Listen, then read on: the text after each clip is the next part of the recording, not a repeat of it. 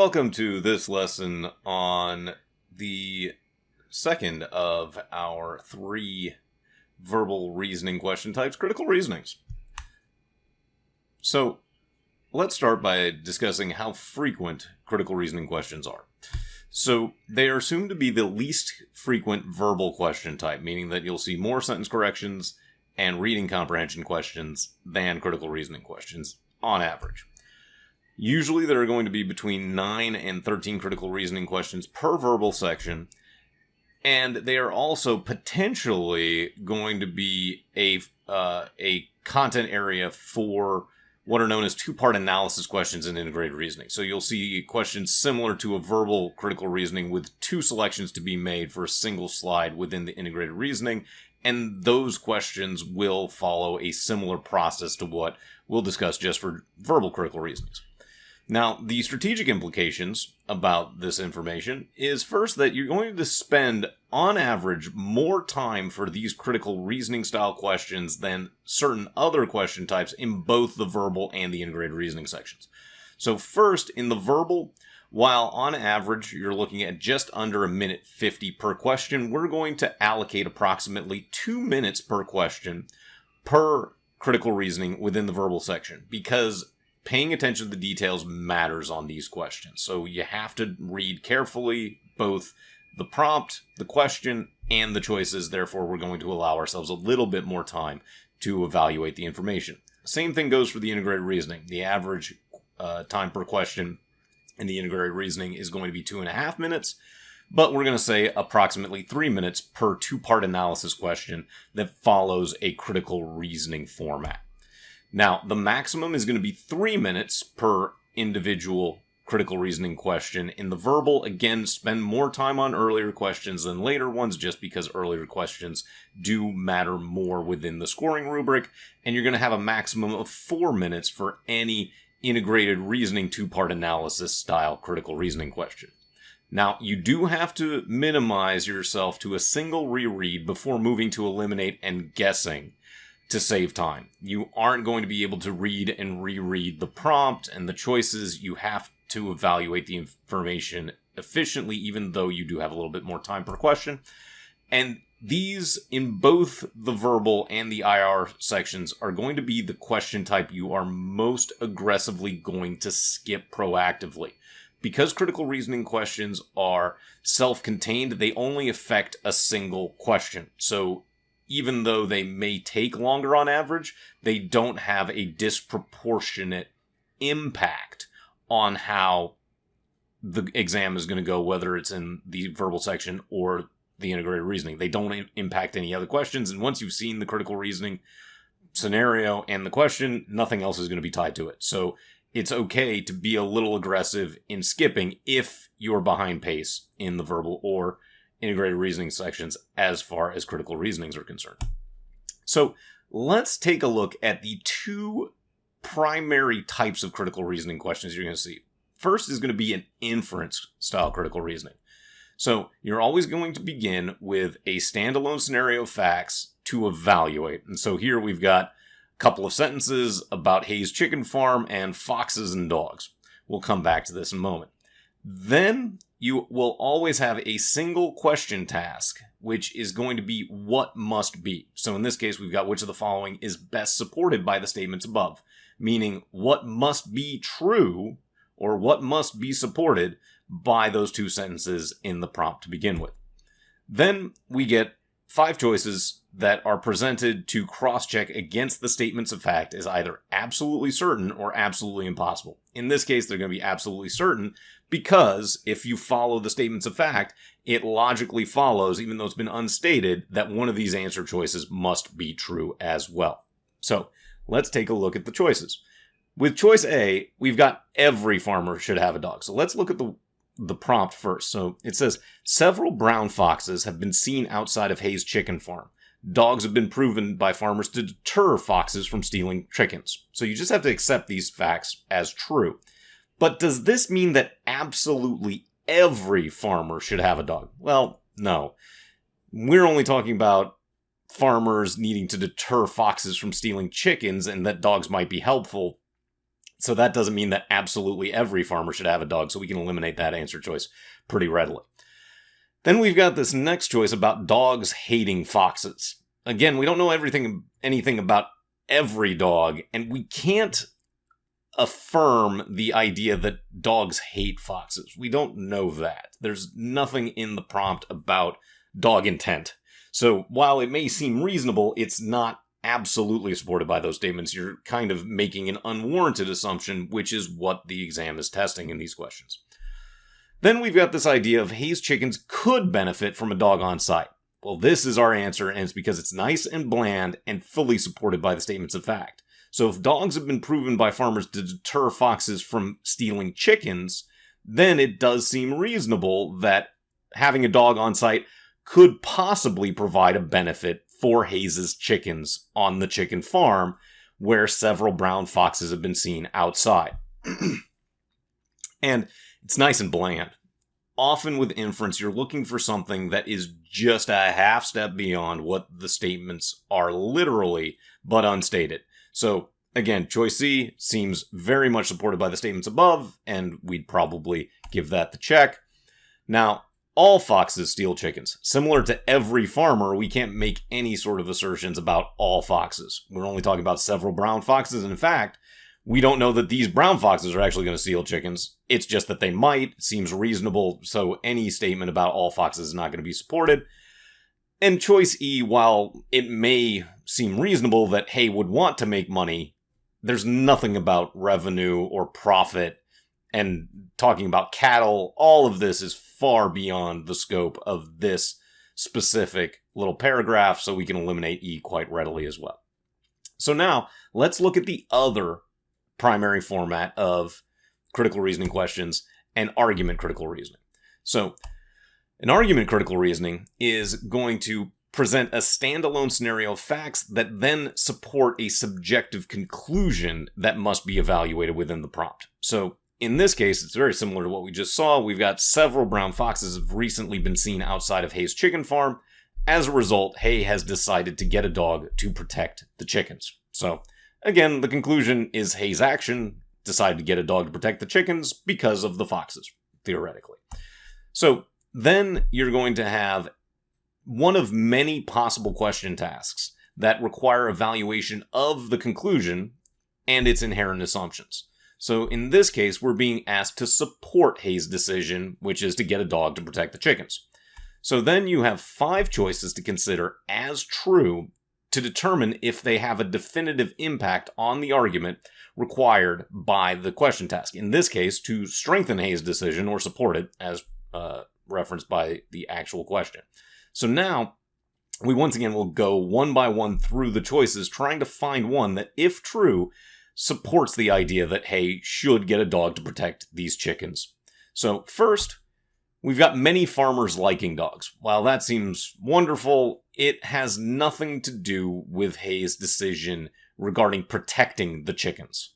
Whether or not the farmers like dogs, I have no clear indication as how that impacts Hay's specific decision.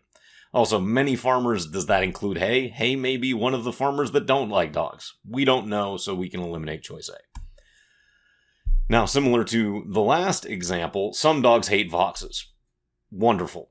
Do we know if the dog that Hay gets will hate foxes? We don't. We don't know that quantity, and do we need dogs to hate foxes to protect the chickens? Again, we're imputing some sort of intent that's not necessarily necessary, so we can eliminate B pretty readily as well.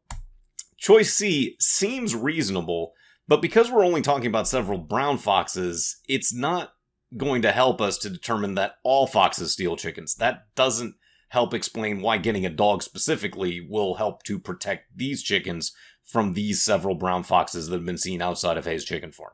So, while C seems reasonable, like something that would be true if we looked at the prior example, now, again, it would probably be a little bit extreme based on that all qualifier, but just because it seems reasonable doesn't actually strengthen the argument, so C can be eliminated. Now, most foxes fear dogs. This fills in the gap as to why a dog would be helpful to protect these chickens. Because if most foxes fear dogs, then it seems reasonable to infer that These brown foxes would be one of the probably most foxes that fear dogs, which explains why getting a dog would protect the chickens, so this supports Hayes' decision. Then with E, we've got several breeds of dog are descended from foxes. This introduces more questions than it does answers. Several breeds, does that include the breed that Hay is looking at? We don't know. The descended from foxes, how does that impact things? We need additional information to evaluate, and so we can eliminate E rather readily as well. So, the process that we just worked through. Step 1 is always going to be to identify the question task, and thereby what category the question falls into, whether it's argument, where we have to evaluate the conclusion and a potential assumption or two, or inference, where we just have to evaluate the statements of fact.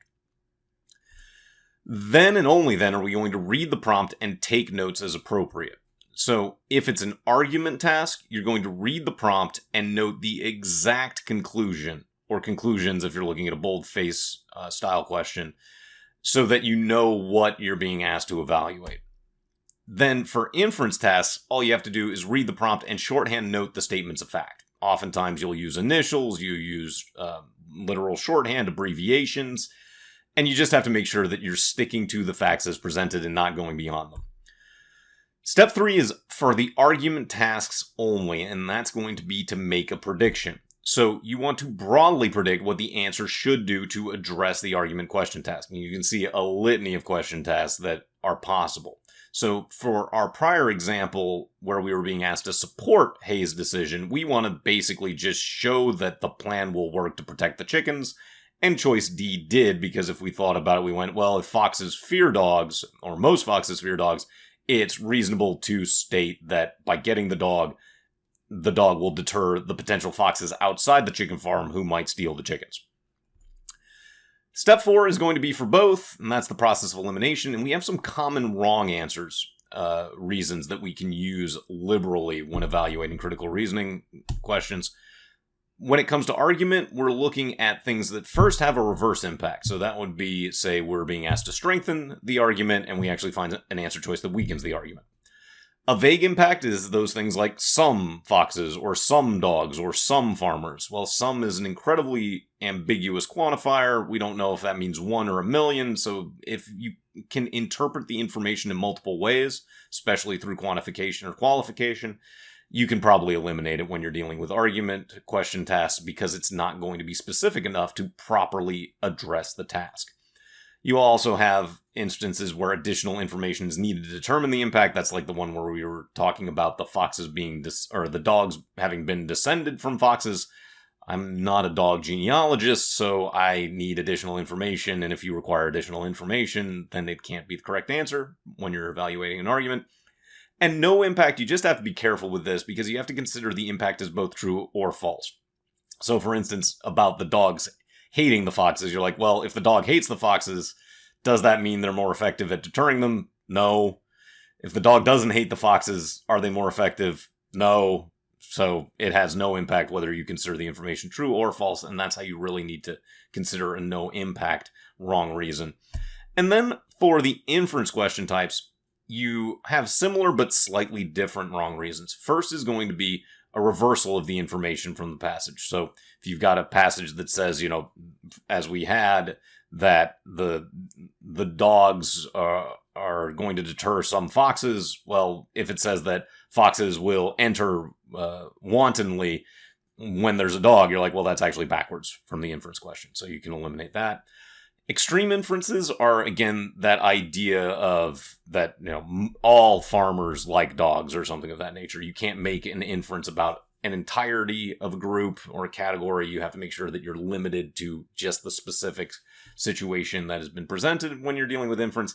And then things that are possible but not certain. Again, idea of farmers liking dog. You're like, liking dogs.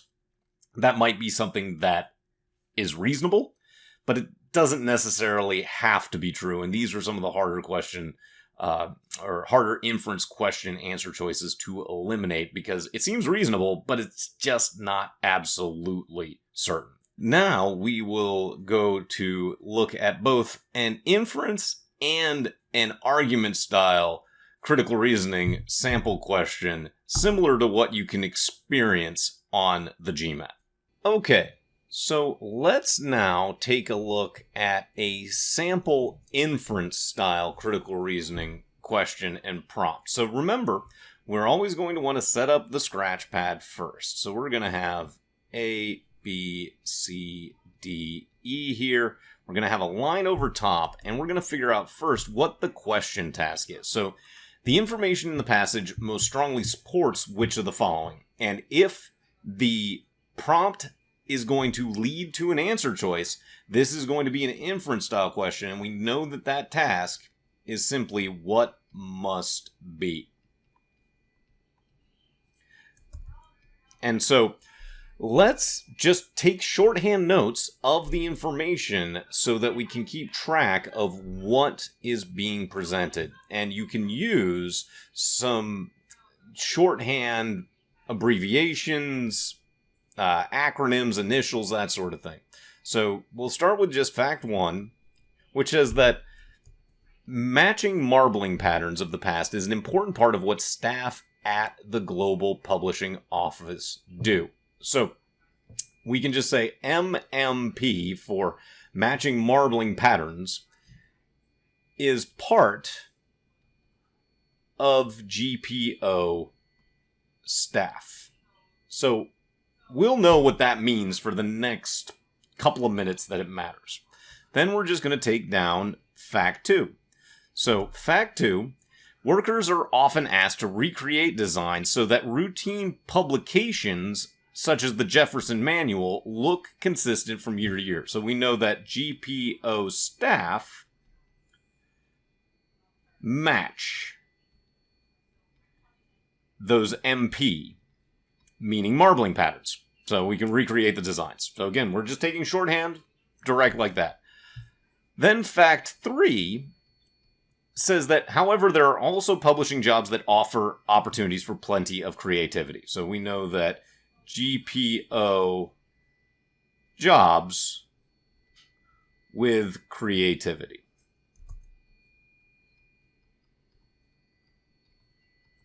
So now that we've got these statements of fact, we just want to cross-check our answer choices against the statements of fact and seek those common wrong reasons to eliminate of things that are possible but not certain, things that are extreme based on the information presented, and things that are the opposite of the information as presented. Seeking something that just logically follows and must be based on the information, because we can't really predict what they're going to say as a answer choice here.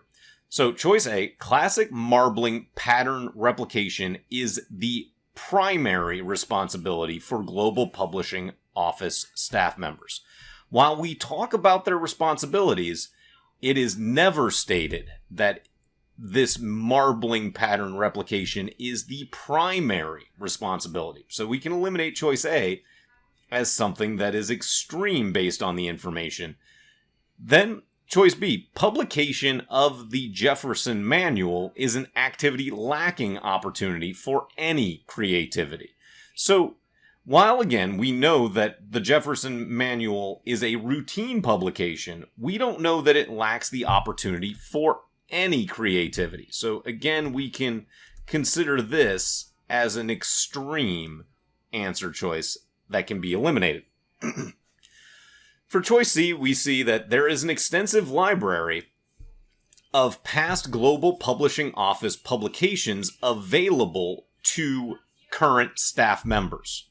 So here we may think this is out of scope, but we know that workers are asked to recreate designs so that routine publications look consistent from year to year. And if the publications are intended to be consistent, there must be a way to guarantee that consistency. So by having the consistency cited in the prompt, it must be true that there is some library of publications available to the staff members to cross-check to make sure that they are able to recreate the designs. So this would be something that must be true. Now, choice D, a lack of creative responsibilities is a major impediment to hiring new qualified staff at the GPO. that phrase, major impediment, maybe, but we don't know that, so that's only something that is possible, but that does not mean that it is certain.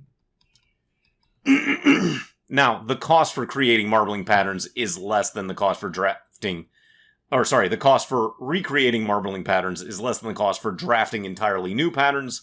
We're talking about recreation, yes, but we don't actually talk about cost.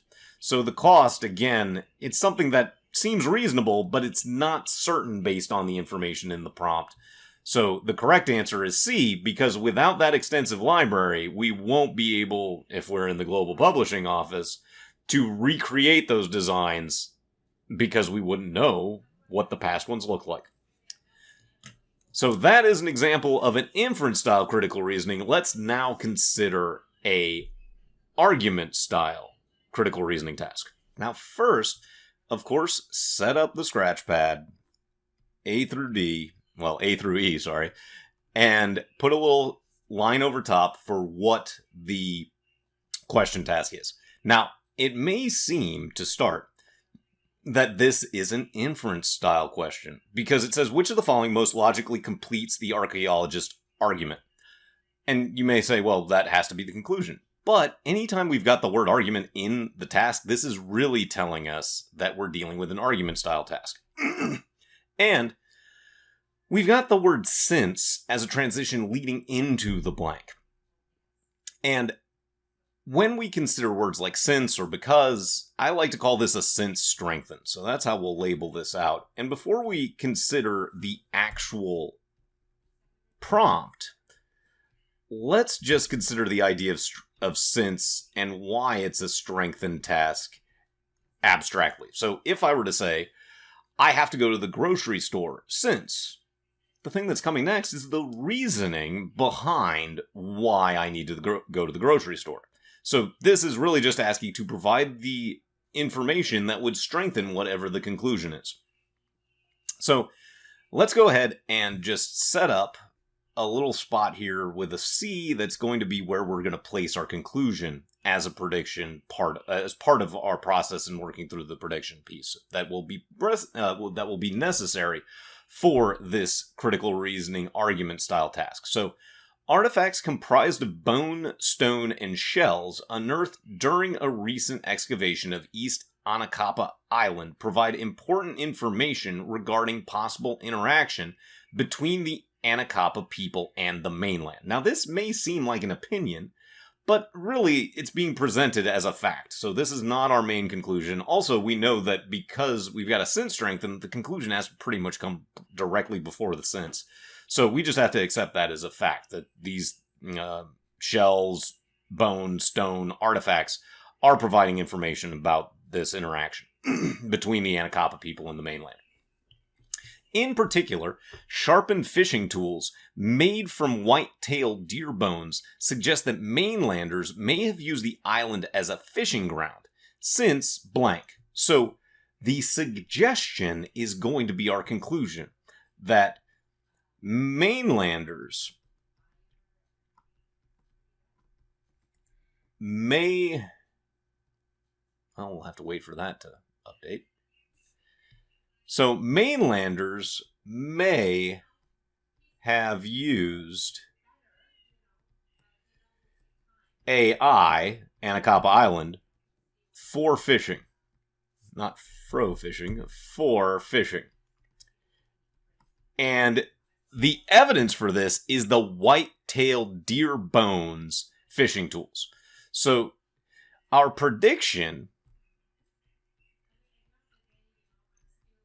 is going to be to find info showing this outcome is likely, based on the information presented. So first, we've got no naturally occurring white-tailed deer remains have been found on East Anacapa Island. So we have to think about this being true. And if this is true, then it, to a degree, shows why it would make sense that the mainlanders were using the island as a fishing ground. Because we know that theoretically the people on Anacapa Island were not the ones creating the white-tailed deer bone fishing tool. So you always have to apply the information and consider the implications. So this shows a reason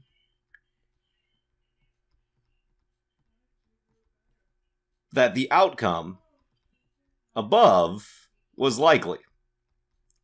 As you say, if we can't find these deer natively on the island, something had to be bringing these tools, and it would be reasonable to assume that they would be other people from the mainland. Now, stone fishing tools have also been found near the excavation site. Well, that has nothing to do with the sharpened fishing tools made from white-tailed deer bones, right? So the way you can consider this is to say, okay, stone fishing tools have also been found near the excavation site. Okay, that has no impact on like whether mainlanders have used the East Anacapa Island for fishing. I have no idea what the implication of that is, but if I also say stone fishing tools have not also been found near the excavation site, it still has no impact on the argument. So this is how you can consider that wrong answer reason of no impact, because whether B was true or false, it has no impact on believing that mainlanders may have used East Anacapa Island for fishing. Now, choice C, using carbon dating, clamshell mounds on East Anacapa Island have been determined to be greater than 200 years old. Wonderful. I need so much more additional information to determine how this affects my argument. I'm like, what, carbon dating? We're talking about 200 years old? There's no time frame whatsoever. So we can quite readily eliminate this for requiring additional information. Then we've got the people of East Anacapa Island and the closest mainland are believed to have shared a common ancestor. Well, just that they shared a common ancestor doesn't necessarily mean that they were actually using, the mainlanders, that is, the island as a fishing ground currently. So again, you can quite readily say that this just requires additional information because we don't know how that impacts the fishing grounds today, or fishing grounds at the time. And then white-tailed deer are primarily herbivorous animals that have never been known to hunt fish. Do we need the deer themselves to be hunting the fish? Absolutely not. So this would have no impact because we're talking about white-tailed deer bones as tools, not whether the white-tailed deer themselves are eating fish. Again, read the details closely because obviously the other answer choice involving white-tailed deer as a verbatim phrase is a natural trap answer. And we can select A as the right answer and go ahead and move on to some practice problems of your own to practice both the inference and argument style critical reasoning question task processes.